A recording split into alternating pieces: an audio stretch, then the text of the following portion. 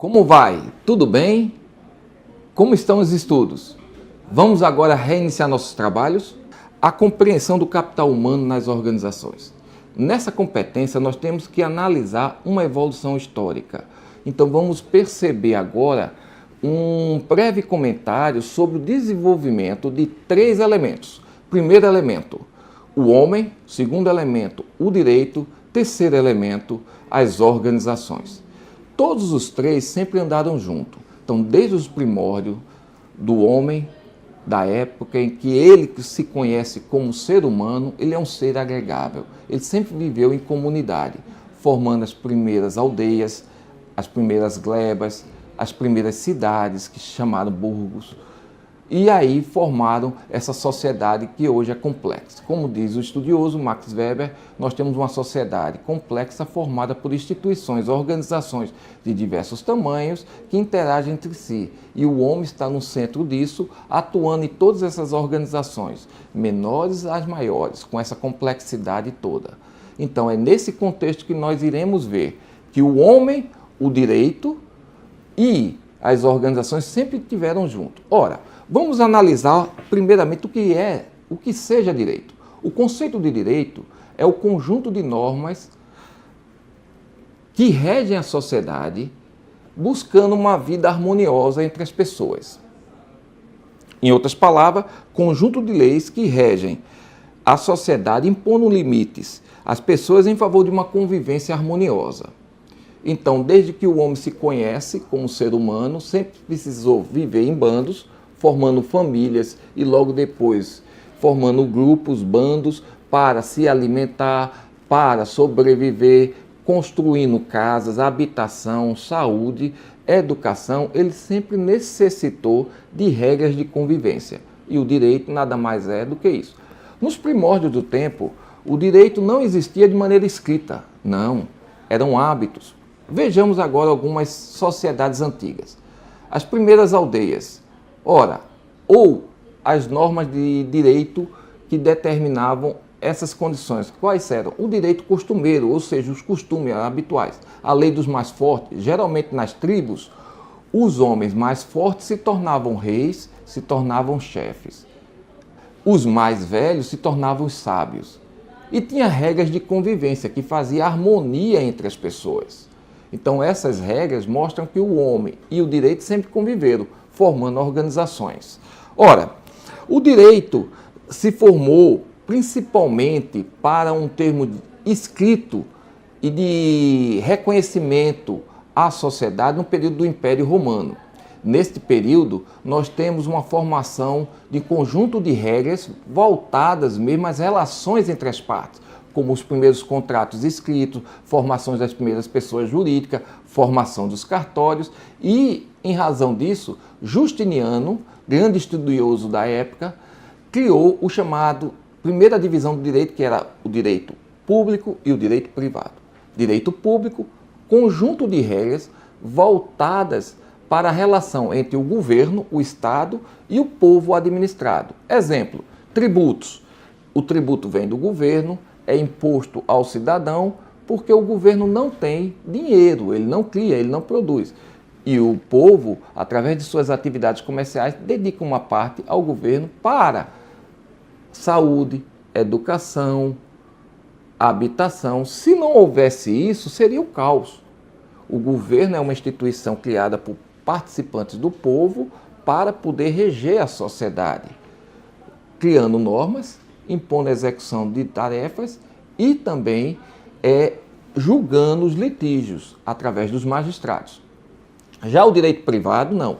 O direito privado são regras que falam das relações entre as pessoas, físicas e jurídicas. Exemplo, contrato de compra e venda, as compras, negociação, permuta, troca, ou seja, relações que não interessam e não vêm com o governo. A parte governamental, o Estado, não entra nessa situação. Então, desde o Império Romano ocorreu essa situação.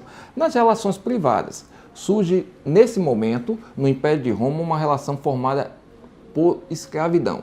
2 tipos de escravos. O escravo branco, nada tem a ver com a cor, apenas eram pessoas que criavam débitos e esses débitos tornavam-se pagos através do trabalho prestado ao seu credor.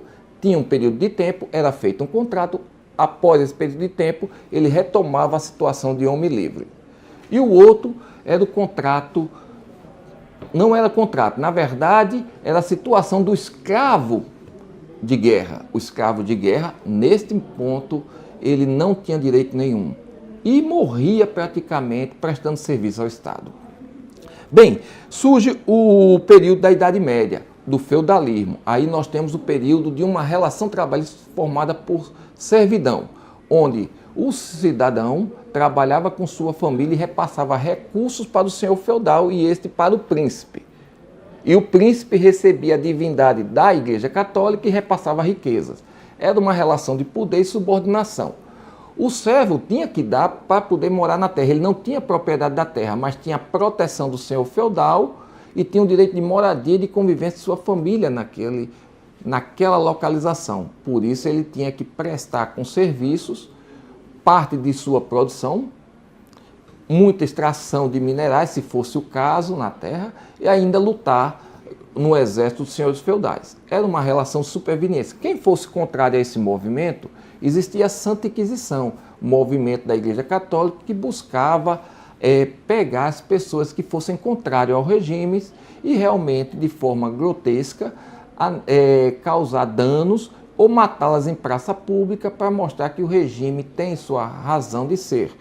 E que quem for contrário seria considerado bruxo ou possuidor do demônio. Foi uma relação realmente de impacto que causava um temor aos cidadãos, obediência. Qual foi o fato desse?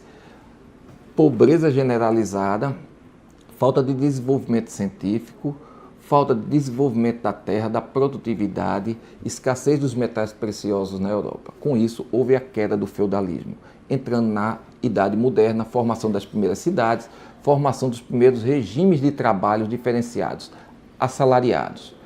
Só que nessa época surgem as corporações.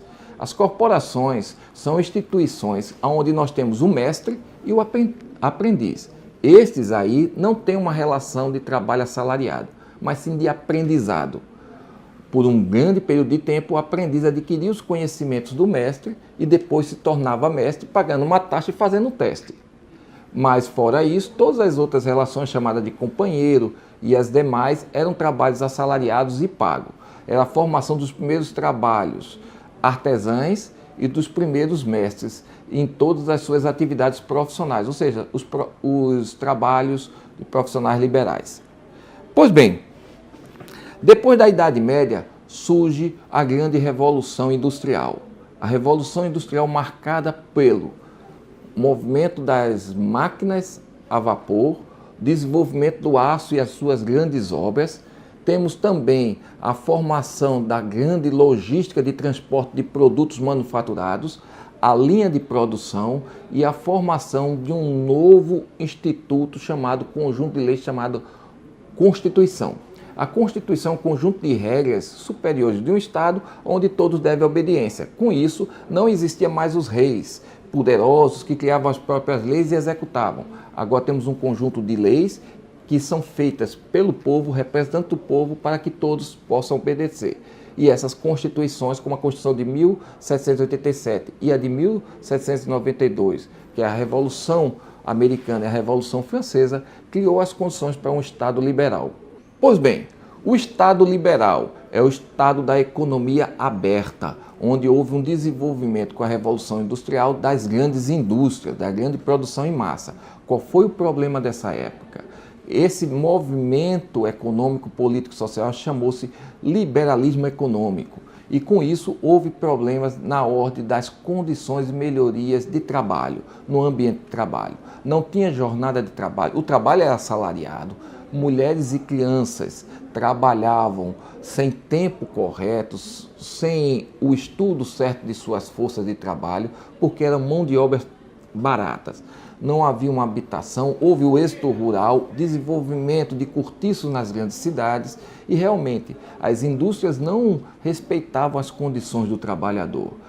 Foi nessa situação que surgiu nas primeiras relações de trabalho os movimentos grevistas e sindicais impondo melhores condições de trabalho, que surgiu com o movimento do Estado da social-democracia logo depois. o Estado social, que é o socialismo, mas não respondeu às realidades, e surgiu o movimento da social-democracia.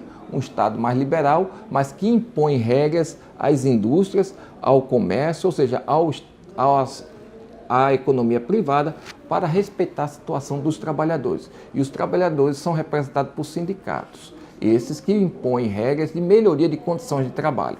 Pois bem, o que o capital humano é, na verdade, o valor principal de desenvolvimento, porque é o fator de produção que rege toda a capacidade produtiva existente nas grandes organizações e, por fim, fator de desenvolvimento da sociedade.